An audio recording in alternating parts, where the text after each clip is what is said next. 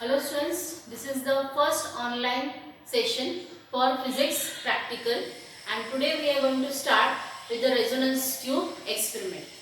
Now here the aim of the experiment is to determine the speed of sound in air at room temperature using resonance tube.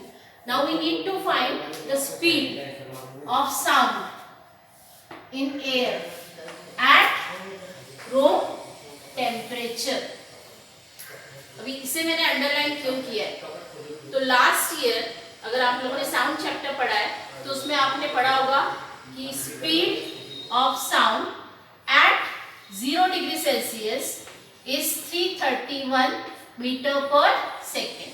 ये कौन से temperature पे होता है? At 0 degree Celsius. Clear? तो यहाँ पे what is the relation between temperature and speed of sound? तो ये फॉर्मूला भी आपने पढ़ा होगा थ्योरी में, that V1 by V2 is equal to square root of T1 by T2.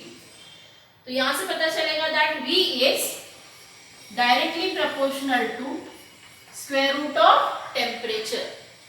Directly proportional to what? Directly proportional to temperature. इसका मतलब है जैसे जैसे टेम्परेचर इंक्रीज होगा वैसे वैसे स्पीड ऑफ साउंड क्या होगा? इंक्रीज होगा. तो यहाँ पे टेम्परेचर 0 अगर है तो speed is 331 metre per second.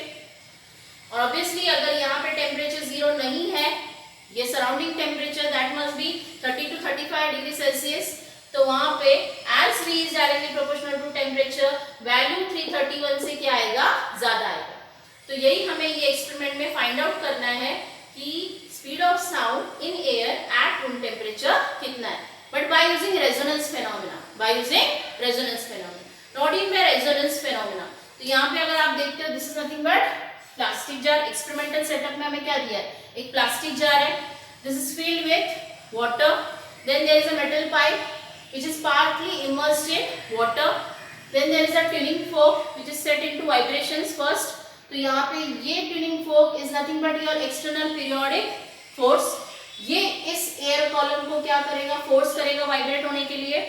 इसका नेचुरल फ्रीक्वेंसी, ये एयर कॉलम का नेचुरल फ्रीक्वेंसी जब भी इसके फ्रीक्वेंसी के जितना होगा, ट्यूनिंग फोर्क के फ्रीक्वेंसी के जितना, तभी ये मैक्सिमम एम्पलीट्यूड के साथ वाइब्रेट करेगा and sound will be maximum. जो भी साउंड प्रोड्यूस होगा दैट विल बी मैक्सिमम. तो loud sound is the indication that there is resonance. That is, this frequency, tuning fork frequency, matches with the natural frequency of air column. तो हमें V find out करना है. उसके लिए formula क्या दिया है? V is nothing but 4 times NL. N is nothing but frequency of the tuning fork. जब ये रेजोनेंस अकर होगा तो ये एयर कॉलम की लेंथ का फ्रीक्वेंसी भी कितना होगा? जितना ट्यूनिंग फोर्क का फ्रीक्वेंसी है. Then what is capital L? Capital L is nothing but resonating length, corrected resonating length, जो क्या होता है? Distance between node and anti node. Distance between node and anti node. Clear? तो ये दोनों physical quantities हमें चाहिए to measure for the calculation of speed of sound in air. Clear? अभी ये जो L है, ये L भी दो स्प्लिट में बटा हुआ है. तो ये L क्या है? तो this L, capital L, which is nothing but corrected resonating length, is nothing but L plus E.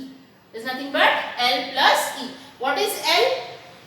L is nothing but measured length from this water surface to the open end of the tube.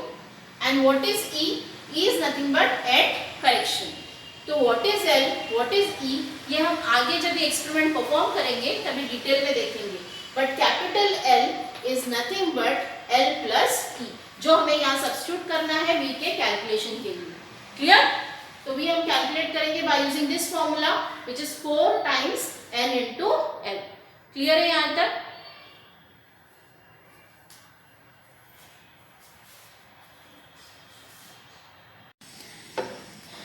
Now we'll find out the end correction by using this vernier caliper instrument.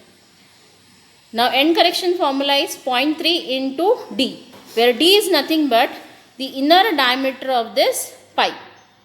तो and correction value find out करने के लिए हमें inner diameter लगेगा, जो find out करने के लिए हमें क्या चाहिए? Vernier caliper instrument. Clear? So now these are nothing but lower jaws and these are nothing but horns.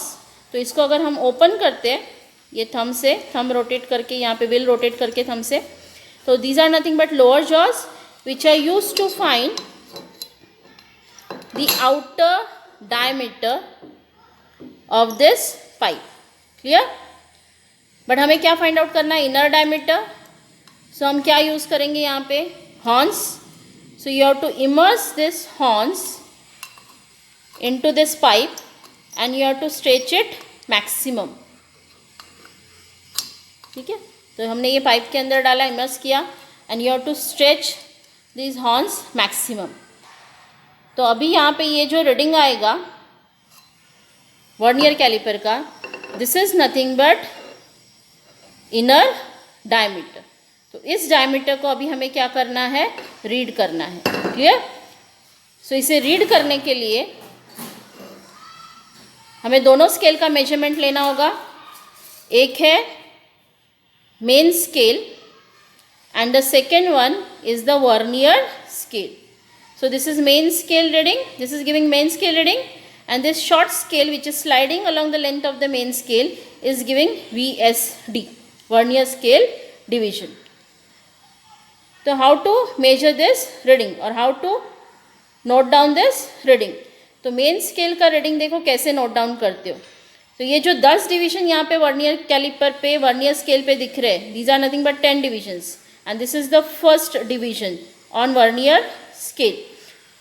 तो ये वर्नियर स्केल पे जो फर्स्ट डिवीजन है, 0th डिवीजन और 0th लाइन, यहाँ पे चेक करना है आपको मेन स्केल पे. ये ओवल शेप के अंदर क्या दिख रहा है? मेन स्केल का पार्ट दिख रहा है. तो ये जो फर्स्ट डिवीजन है वर्नियर का, इसने मेन स्केल पे किस डिवीजन को क्रॉस किया या किससे हेड टू हेड कोइंसाइड है. तो अगर आप यहाँ पे प्रॉपरली चेक करते हो तो this is 3 on main scale, then 3.1, 3.2. तो 3.2 is the reading on the main scale which is nothing but the division on main scale crossed by the vernier scale first division. Clear? तो vernier scale के 0th division ने यहाँ पे main scale पे 3.2 को क्या किया है? क्रॉस किया है. तो MSR कितना आएगा यहाँ पे? 3.2. Now what is VSD? तो ये 10 डिवीजन में आपको चेक करना है कौन सा लाइन नंबर 10 डिवीजन में से ऊपर के किसी तो भी लाइन के साथ हेड टू हेड कोइंसाइड कर रहा है. तो ऊपर का कौन सा लाइन नंबर वो नहीं देखना है, बट 10 डिवीजन में से कौन सा लाइन नंबर ऊपर के लाइन के साथ कोइंसाइड कर रहा है हेड टू हेड, तो वो आपको चेक करना है. क्लियर? सो अगर हम यहाँ पे देखते हैं तो देखिए, चेक कीजिए, 0 से 0 नहीं कर रहा है, 1 2 3 4. तो यहाँ पे 4th डिवीजन जो है वो हेड टू हेड कोइंसाइड कर रहा है ऊपर के एक लाइन के साथ. ठीक है?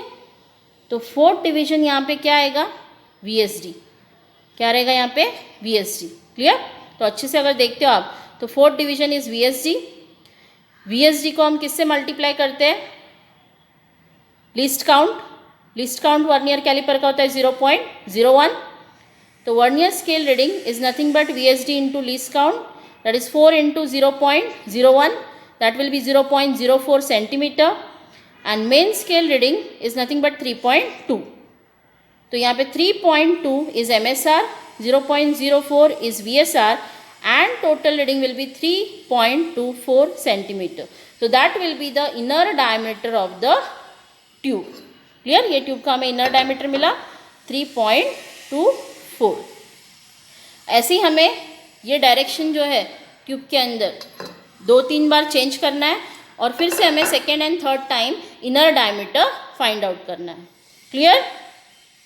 Bye using vernier caliper. Now we will start actual experiment by using resonance tube. ठीक है? Now what are the apparatus which are used in this experiment? So these are the apparatus which are used in this experiment. This is nothing but plastic jar which is filled with water. Then there is a metal pipe or metal tube which is partly immersed in water. Then there is a retort stand to which this metal pipe or metal tube is clamped vertically. Then there is a vernier caliper which is used to measure the inner diameter of the tube to find the end correction, and there is a set of tuning forks. So this is nothing but a set of tuning forks. Now there are 7 to 8 frequencies which are kept over here, and 5 frequencies are sufficient to find the reading. So we are going to use 5 tuning forks to find the reading of resonating length. Clear? So ये जो 5 tuning forks तुम लोगों को दिए गए, you have to arrange them in their descending order. So यहाँ पे ये tuning fork के stem के ऊपर यहाँ पे values लिखा होगा, print होगा. ये values देखते हुए you have to arrange them in the decreasing order. So here this is 512 frequency, then there is 480 Hertz, 384 Hertz, 341 and 320. तो ऐसे 5 tuning forks को हमने क्या किया है, we have arranged them in the decreasing or in the descending order, and we have to start this experiment with the highest frequency, and the length of the air column should be minimum. Now what do you mean by length of air column? तो अगर आप इसमें देख रहे हो, there is a plastic jar which is filled with water, then there is a metal pipe which is partly immersed in water. Now this water surface will act as the closed surface of the pipe, and this end is nothing but open end of the pipe. So this is a pipe which is closed at one end and open at the other. तो यहाँ पे pipe के अंदर क्या है, तो जो भी पार्ट पाइप का वाटर सरफेस के आउटसाइड है उसमें क्या रहेगा, एयर रहेगा. तो length of the air column is nothing but length of the pipe which is outside the water surface. Clear? Now by raising the tube or by lowering the tube, you are changing the frequency of this air column. Raise करके या lower करके हम क्या change कर रहे हैं, actually हम change कर रहे हैं length of air column. Lower करके मैंने लेंथ ऑफ एयर कॉलम को क्या किया, कम किया. रेज करके लेंथ ऑफ एयर कॉलम को क्या किया, इंक्रीज किया. And by raising and by lowering you are changing the length and you are changing what, frequency, natural frequency of vibration, क्योंकि इसकी लेंथ के ऊपर इसका frequency क्या कर रहा है, डिपेंड कर रहा है. Now we are going to measure what, the speed of sound in air at room temperature. We are going to measure the speed of sound in air at room temperature. तो उसके लिए formula क्या है, V is equal to 4NL. तो हमें वहाँ पे क्या चाहिए, एक चाहिए frequency N, which is nothing but frequency of the air column, and L is nothing but length of the air column. Clear? आ रही है बात समझ में? Now we have arranged this tuning forks in the decreasing order, and we have to start with the highest tuning fork. Now here in my hand there is a 512 frequency, and the length of air column initially should be minimum. इसको हमें minimum रखना है length को, but frequency क्या लेना है, highest. Clear? ये frequency highest frequency हम लेंगे और लेंथ क्या रखेंगे, minimum. Now we have to strike this tuning fork on the rubber pad, and we have to hold this tuning fork near the open end of the tube. Clear? अभी यहाँ पे ये क्या है, तो this is nothing but external periodic force. This is nothing but external periodic force. तो tuning fork पहले set होगा, vibrations में जाएगा, फिर उसके बाद हमें क्या करना है, we have to force this air column to vibrate. Now longitudinal waves get enter into this pipe, and they get reflected from the closed surface, that is from the water surface, and there is interference between the incident wave and the reflected wave, and there will be formation of what, stationary transverse waves. Clear? तो यहाँ पे ये ध्यान में रखना है, हमारा ये एक्सटर्नल पीरियोडिक फोर्स है, हम रेजोनेंस फेनोमेना यूज करने जा रहे हैं, तो ये हमारा होगा एक्सटर्नल पीरियोडिक फोर्स. ये फोर्स करेगा इस एयर कॉलम को वाइब्रेट होने के लिए. क्लियर? फिर ये वाइब्रेट होगा जब इसका नेचुरल फ्रीक्वेंसी के इक्वल इसका फ्रीक्वेंसी होगा. मतलब ये अगर हम लोग लेंथ चेंज कर रहे हैं तो हम क्या कर रहे हैं, इसका फ्रीक्वेंसी चेंज कर रहे हैं, नेचुरल फ्रीक्वेंसी ऑफ वाइब्रेशन. जब ये फ्रीक्वेंसी और इसका नेचुरल फ्रीक्वेंसी ये दोनों मैच करेंगे तभी यहाँ पे क्या करोगा, resonance, sound will be maximum. तो maximum sound is the indication of resonance. Resonance मतलब ये जो फ्रीक्वेंसी है 512 हर्ट्ज, उतना ही फ्रीक्वेंसी इस एयर कॉलम के लेंथ का होगा. क्लियर? तो पहले हमें ये एयर कॉलम का फ्रीक्वेंसी नहीं पता है, बट जब भी हम इसको रेजोनेंस फेनोमेना से फाइंड आउट करेंगे तो हमें उसका फ्रीक्वेंसी क्या होगा, पता चलेगा. Clear? And next we have to measure the resonating length to calculate what, the speed of sound. So now I am striking this tuning fork on the rubber pad. Then I have to hold it near the open end of the tube. Then slowly raise the tube till the maximum sound is heard. अभी ये जो vibrations है ये ख़त्म नहीं होने चाहिए. आप टच करोगे इस पाइप को तो ये वाइब्रेशंस क्या हो जाएगा, ख़त्म हो जाएगा. तो आपको इसको स्ट्राइक करना है, देन होल्ड करना है slightly away from the open end of the tube and slowly you have to raise the tube till the maximum sound is heard. जब तक मैक्सिमम साउंड नहीं आता है तब तक इस ट्यूब को आपको क्या करते जाना है, इंक्रीज करते जाना है उसका लेंथ. क्लियर? सो अभी मैं यहाँ पे आपको दिखाती हूँ कि आपको एक्चुअल कैसे साउंड आएगा.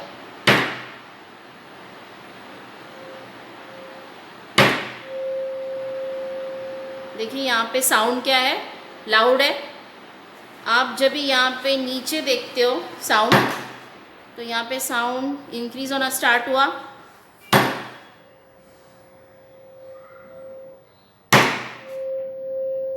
यहाँ पे साउंड लाउड आ रहा है. नीचे जाओगे तो आपको साउंड क्या मिलेगा, कम.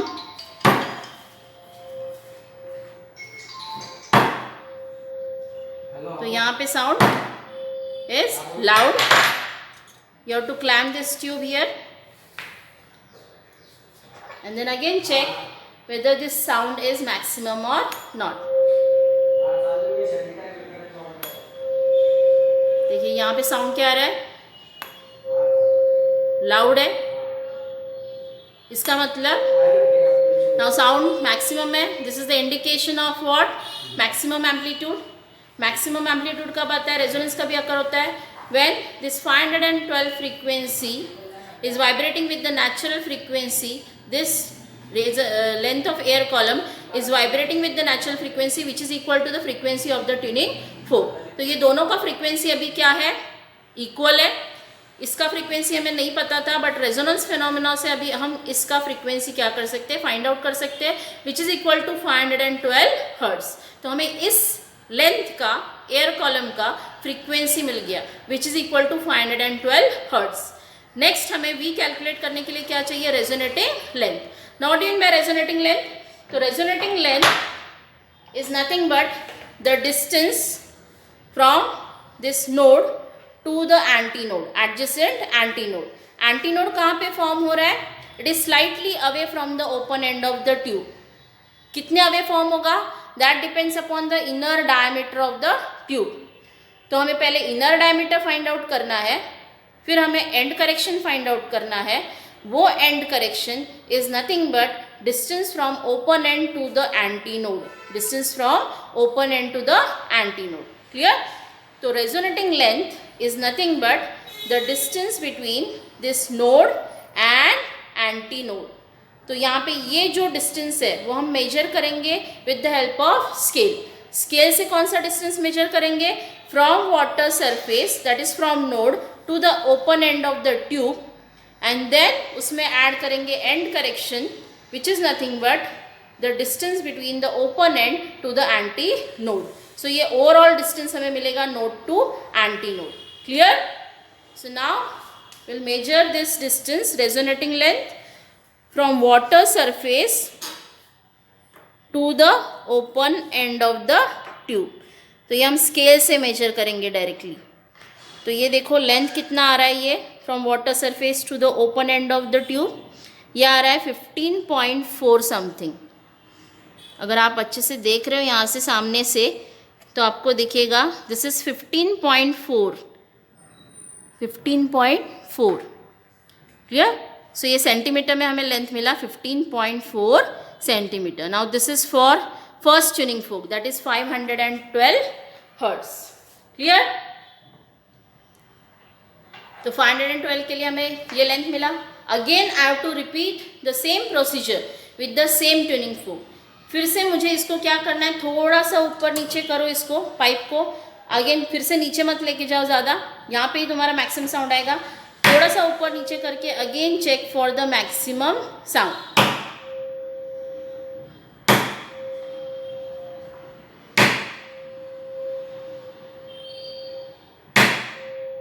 देखिए यहाँ पे फिर से मैक्सिमम आया. So check for the same tuning fork. तो एक ट्यूनिंग फोक के लिए कितनी बार रीडिंग लेना है, 2 बार. तो ये L1 था पहला रीडिंग, ये हो गया L2. Again this is equal to 15.4 4, 15.4 है या 3 है? So this is nothing but 15.3 I think, 15.3. ठीक है, तो ये एक रीडिंग, दो रीडिंग मिला मुझे एक ट्यूनिंग फोक के लिए, 2 readings. Clear?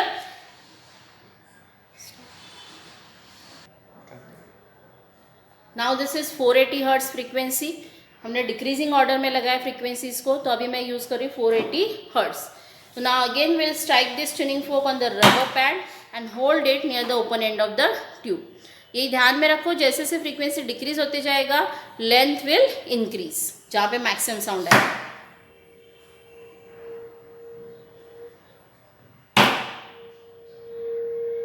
So here there is maximum sound आ रहा है. So this is the loud sound.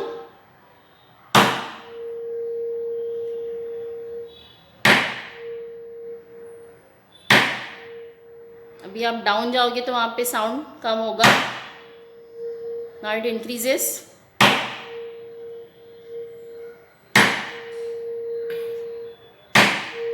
So this is the maximum sound for 480 hertz frequency.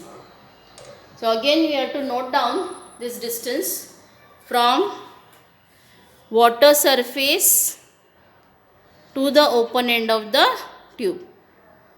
So for 480 hertz frequency the length is 17.8. 17.8. L1 हमें कितना मिला है? 17.8. Clear?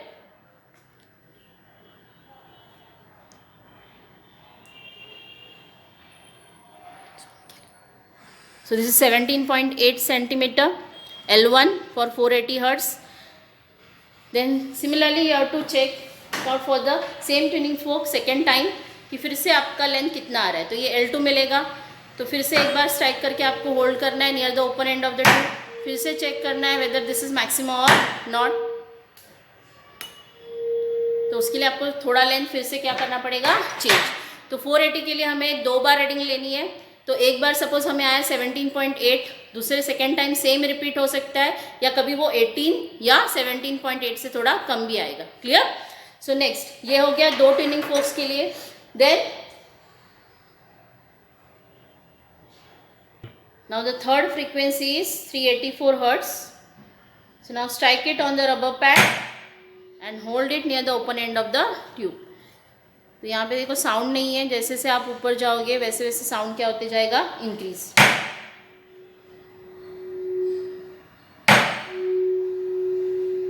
और यहाँ पे कहीं क्या है? Maximum sound.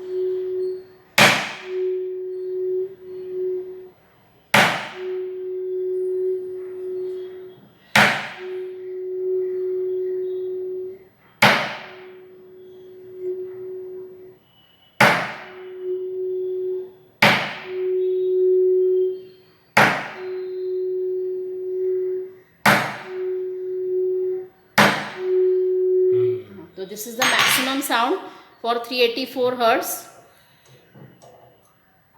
Again we have to check this whether it is maximum or not. Strike it on the rubber pad. So this is the loud sound for 384 hertz. Clear? तो अभी इसके लिए हमें resonating length find out करना है. Now we will measure this resonating length for 384 hertz. And it is 22.4 centimeter. 22.4 centimeter. So this is the resonating length for 384 hertz. Clear? तो ये एक लेंथ मिला for 384. Again you have to strike that tuning fork, or you have to repeat the same procedure for 384 hertz frequency. Clear? तो इसके लिए हमें फिर से 2 लेंथ मिलेंगे. Next frequency is 341 hertz. 341 hertz.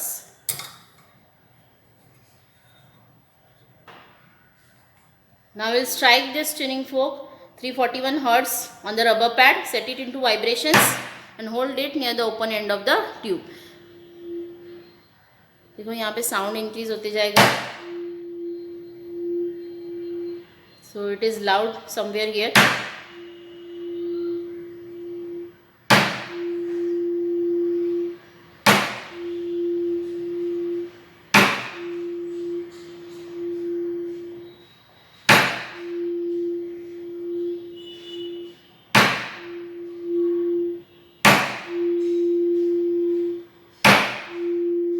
So this is the maximum sound for 341 Hertz.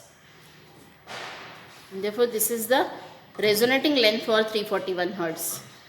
So again check whether it is maximum or not.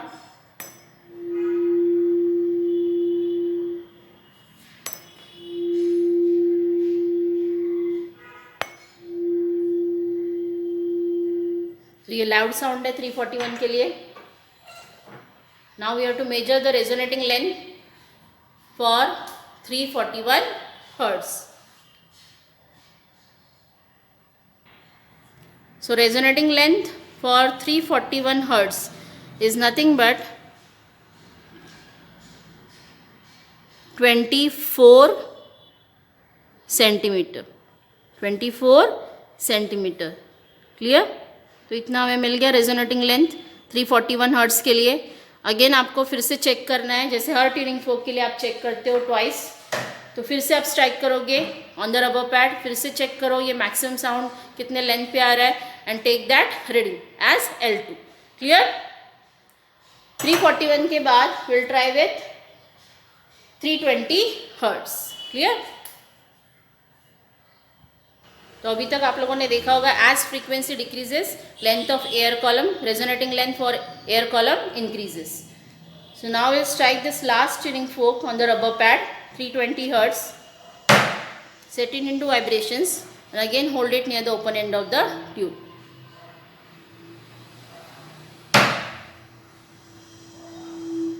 देखिए यहाँ पे कहीं तो भी साउंड क्या है maximum.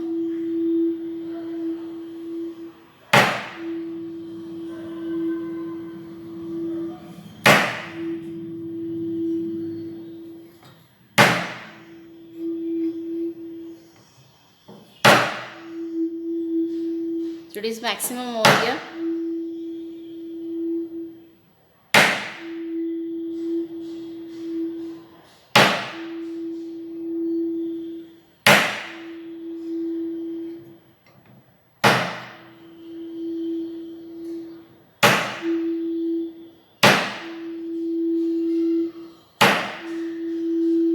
So it is maximum over here.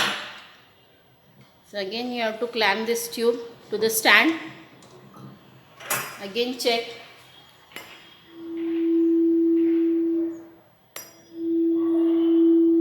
So this is the maximum sound for 320 Hertz.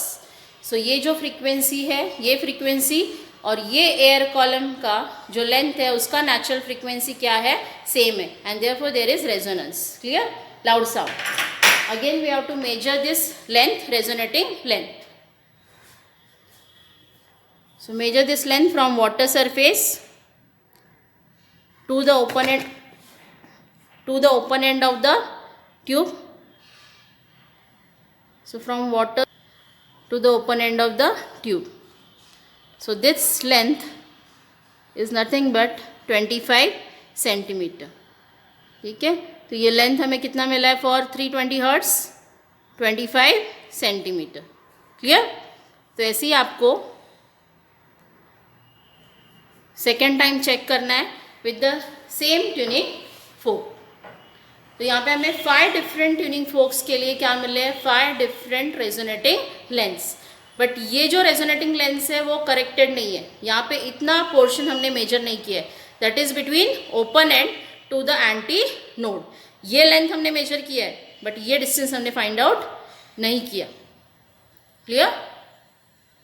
तो velocity find out करने के लिए हमें 2 फिजिकल क्वांटिटी चाहिए, एक है फ्रीक्वेंसी और दूसरा है resonating length, corrected resonating length.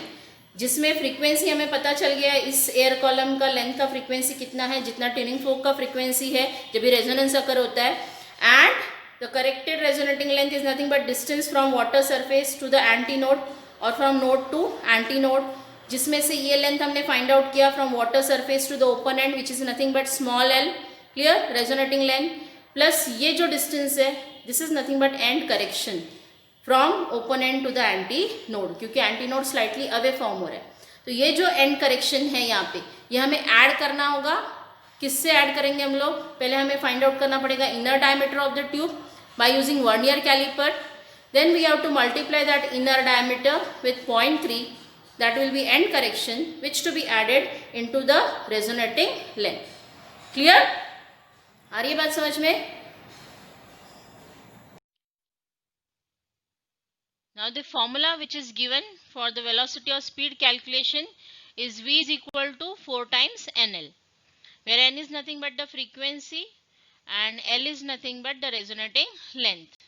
तो ये फॉर्मूला आया कहाँ से? क्योंकि साउंड का स्पीड फाइंड आउट करने के लिए जो फॉर्मूला हमें पता है that is V is equal to N lambda, frequency into wavelength. तो ये फॉर्मूला का एक्सप्लेनेशन हम लोग यहाँ पे दे रहे हैं कि suppose there is a wave which is traveling along one direction.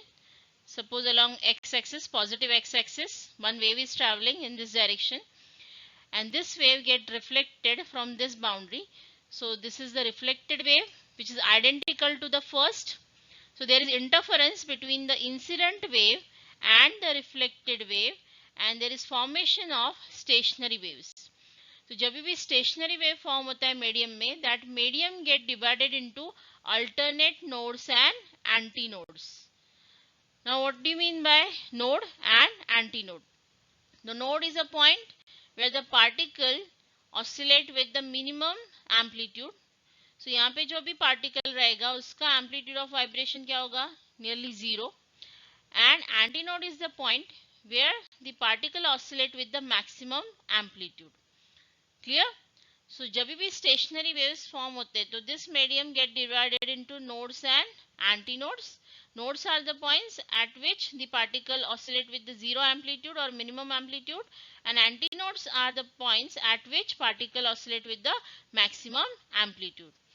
Now as you know, one crest and one trough, this length is nothing but one wavelength lambda.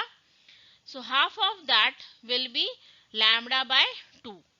So ये जो डिस्टेंस है वो है लैम्बडा, इसका half distance is lambda by 2, और उसका half distance अगर आप फाइंड आउट करते हो तो लैम्बडा बाय 2 का half is nothing but lambda by 4, is nothing but lambda by 4. तो यहाँ से हमें क्या पता चलेगा? The distance between two consecutive nodes is equal to lambda by 2. The distance between two consecutive antinodes is again lambda by 2, and the distance between adjacent node and antinode is nothing but lambda by 4. तो ये जो distance है this is equal to lambda by 4, this is equal to lambda by 4, it will be lambda by 2 and उसका double ये हो गया lambda. तो अगर ये lambda by 4 है नोड और एंटी नोड में, यहाँ पे भी लैम्बडा बाय 4 है, तो distance between two consecutive antinodes is again equal to lambda by 2. आया समझ में? तो यहाँ से हमें पता चल गया कि distance between node and antinode, adjacent antinode is equal to lambda by 4. अभी हमें पता है V formula is n lambda frequency into wavelength. तो लैम्बडा जो है यहाँ पे ये क्या है? Lambda by 4 is nothing but distance between node and antinode. तो जब भी हम लोग ट्यूनिंग फोक को स्ट्राइक करके ट्यूब के ऊपर प्लेस करते हैं और प्राइमरी रेजोनेंस के लिए चेक करते हैं तो वहां पे एक नोड और एक एंटी नोड फॉर्म हो रहा है. क्लियर? और नोड और एंटी नोड के बीच का डिस्टेंस हम लोग फाइंड आउट कर रहे हैं जो इक्वल टू कितना है? Lambda by 4. Therefore capital L which is nothing but corrected resonating length which is equal to small l plus e is equal to distance between node and adjacent antinode which is equal to lambda by 4. And from here you will get lambda is equal to 4 times capital L. Lambda is nothing but 4 times capital L. तो इसी formula में n into lambda formula में lambda को हमने replace किया है by 4 into L. And therefore the formula for V or speed calculation is 4NL. Clear? तो यहाँ से हमें ये फॉर्मूला मिला है स्पीड कैलकुलेशन का.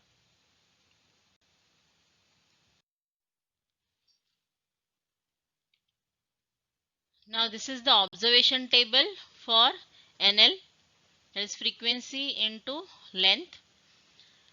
So this first column shows that there are 5 frequencies which are arranged in the decreasing order or descending order. So first frequency with which we have started this experiment, that is 512 Hz. After that 480, 384, 341 and 320.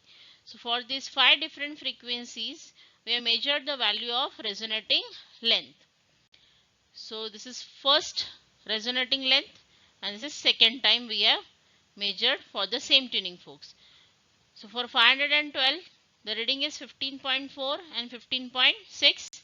So average resonating length will be 15.5. For 480 it is 17.8, 17.7. So average 17.75. For 384 it is 22.4 and 22.5. So average will be 22.45. Average कैसे find out करना है ये आपको पता है. 22.4 plus 22.5 divided by 2. That will be 22.45. या ये दोनों के बीच में जो भी value आएगा that is nothing but average. Then for 341 both the times the reading is 24.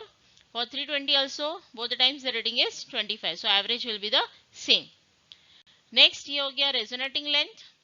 उसके बाद हमें उसमें क्या ऐड करना है, एंड करेक्शन ऐड करना है. जो हमने इनर डायमीटर फाइंड आउट किया था वर्नियर कैलिपर से, उसे हमने 0.3 से मल्टीप्लाई किया and will get and correction value which is nothing but 0.98 centimetre, जो हमें हर रेजोनेटिंग लेंथ में ऐड करना है. तो ये हर रेजोनेटिंग लेंथ में हम 0.98 ये एंड करेक्शन ऐड करेंगे, तभी हमें टोटल डिस्टेंस मिलेगा capital L from the water surface to the point at which there is antinode. Clear? So 16.48, 15.5 plus 0.98 ये हमें क्या देगा 16.48. That is 18.73 for 480 Hz, 23.43 for 384 Hz, 24.98 for 341 Hz and 25.98 for 320 Hz frequency. तो ये सारे हमें corrected resonating length मिले ये डिफरेंट फ्रीक्वेंसीज के लिए. नेक्स्ट हमें फाइंड आउट करना है NL, क्योंकि फॉर्मूला है V is equal to 4 times NL. तो ऐसे 5 डिफरेंट NL प्रोडक्ट हमें मिलेंगे ये फ्रीक्वेंसी के कॉलम को. तो ये रिस्पेक्टिव फ्रीक्वेंसी को अगर हम उसके करेक्टेड लेंथ से मल्टीप्लाई करेंगे करेक्टेड रेजोनेटिंग लेंथ से, तो हमें NL प्रोडक्ट मिलेगा. तो यहाँ पे ये लास्ट कॉलम में हमने फ्रीक्वेंसी इनटू लेंथ किया है. So that is 8435, 8988, 8994, 8515, 8314. तो ये 5 डिफरेंट NL प्रोडक्ट मिले जो नियर अबाउट क्या कंसिडर कर सकते हैं, कांस्टेंट कंसिडर कर सकते हैं. क्लियर? तो इसमें से कौन सा NL प्रोडक्ट हमें लेना है वेलोसिटी फाइंड आउट करने के लिए, तो हमें एवरेज फाइंड आउट करना है इसका. एवरेज अगर हम लोग फाइंड आउट करते तो हमें एवरेज वैल्यू मिलता है mean NL is nothing but 8648.2, that is 8648.2 hertz centimetre. So ये एवरेज मीन NL मिल गया हमको. ये मीन NL अभी मल्टीप्लाई होगा 4 से to find the speed of sound. Clear? So ये जो ऑब्जर्वेशन टेबल यहाँ पे हमने बनाया हुआ है ये आप रफ रजिस्टर में नोट डाउन करके रखिए, ताकि आपको जब भी जर्नल कंप्लीट करना होगा या ऑफलाइन प्रैक्टिकल्स जब भी स्टार्ट होते हैं और आपको रीडिंग लेना है तो ये टेबल आपके काम में आएगा. ये एज अ रेफरेंस आप वहां पे यूज कर सकते हो. क्लियर?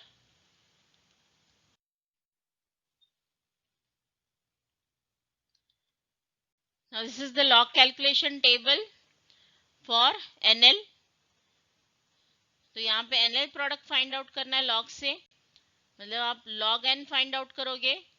उसके बाद आपको log L फाइंड आउट करना है. log N plus log L करोगे तो आपको मिलेगा A प्लस B ये वैल्यू, और उसका anti log is nothing but NL product. तो this is nothing but log of 512, this is nothing but log of 480 Hz, this is nothing but log of 384, log of 341 and this is log of 320. तो 512 में log मतलब क्या होता है कि characteristic plus mantissa part होगा addition, ठीक है। तो यहाँ पे कैरेक्टरिस्टिक 2 मिला है 512 का, क्योंकि 3 डिजिट वैल्यू है, तो 3 माइनस 1 कैरेक्टरिस्टिक विल बी 2। तो सारे फ्रीक्वेंसीज 3 नंबर है, 3 डिजिट नंबर, तो वहां पे कैरेक्टरिस्टिक क्या आएगा, 2 आएगा। एंड 512 का लॉग तो 51 का 2 में आपको मैंटिसा देखना है, जो आपको लॉगरिथमिक टेबल में मिलेगा। क्लियर, जो डॉट के बाद लिखना है। तो लॉग ऑफ 512 इज 2.7093। ये हमने 11th स्टैंडर्ड में वैसे भी सीखा है लॉग कैलकुलेशन, ठीक है। नेक्स्ट लॉग एल, तो फर्स्ट 512 के लिए लेंथ था 16.48। सारे लेंथ्स आपके इंटीजर जो है वो कितना डिजिट है, 2। तो यहाँ पे 2 minus 1 that will B 1, characteristic is 1। 16 का 48 में आप देखते हो तो आपको मैंटिसा मिलेगा .2169। ऐसे सारे लॉगरिथमिक टेबल में वैल्यूज आपको देखने हैं और ये लॉग फाइंड आउट करना है। Next a plus b find out करना है, तो ये इसके साथ ऐड होके ये एडिशन मिलेगा आपको। इस एडिशन का आपको फाइंड आउट करना है anti log. Anti log of c is nothing but nl value. तो इसका जब भी आप एंटी लॉग फाइंड आउट कर रहे हो एंटी लॉगरिथमिक टेबल में, तो आपको ये कैरेक्टरिस्टिक पार्ट छोड़ देना है और मैंटिसा पार्ट को देखना है। तो .92 का 0.92 का 6 और 2 में आप देखोगे एंटी लॉग, तो होगा 8437। Now as characteristic is 3, 3 plus 1 4, तो 4 डिजिट का तुम्हारा आंसर आएगा। क्लियर। सो एंटी लॉग, ये सारे एंटी लॉग्स फाइंड आउट करने के बाद ये 4 डिजिट आंसर आएगा, तो that is more than 8000। And near about ये सारे वैल्यूज क्या है, कांस्टेंट है। तो ये पांचों एनएल प्रोडक्ट मिले, इसमें से एवरेज क्या होगा, तो ये पांचों एनएल प्रोडक्ट को ऐड करना है, divide by 5, will get mean NL that is 8648.2 hertz centimetre. तो यहाँ पे हमें मीन एनएल का वैल्यू मिल गया, जिससे हम फाइंड आउट करेंगे speed of sound.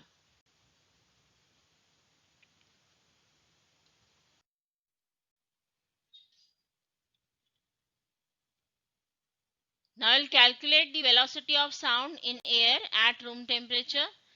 Formula for calculation is V is equal to 4NL. So V is nothing but 4 into mean NL value is 8648.2, which is equal to, ये आप direct भी multiply कर सकते हो, लॉग से ही करने की जरूरत नहीं है क्योंकि सिंपल मल्टीप्लिकेशन है।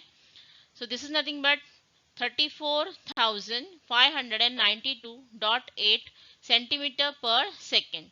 तो सेंटीमीटर पर सेकेंड में वैल्यू मिलेगा क्योंकि आपने लेंथ सारे सेंटीमीटर्स में फाइंड आउट किए, तो 5 डिजिट का आंसर आया हमारा स्पीड ऑफ साउंड। इसको अगर आप कन्वर्ट करते हो in metre per second, so that will be 345.92 metre per second. तो 0 डिग्री सेल्सियस पे कितना था वैल्यू, 331 मीटर पर सेकेंड।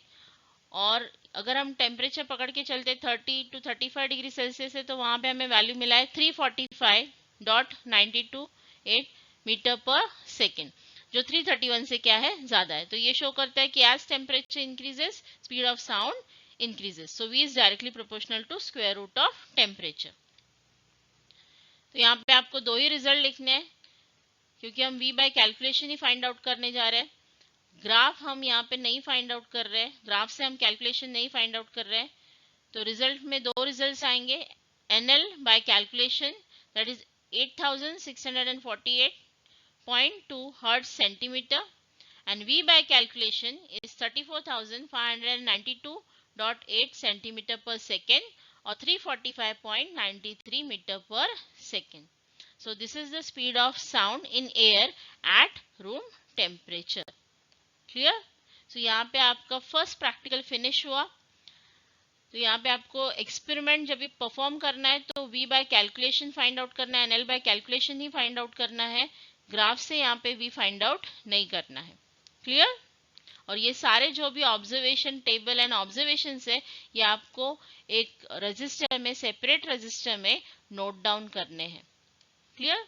ताकि जब भी आप हैंडबुक में रीडिंग्स एंट्री करें या जर्नल में रीडिंग्स एंट्री करें, तो आपको ये एज ए रेफरेंस आप यूज कर सकते हो। Is that clear all of you? Thank you.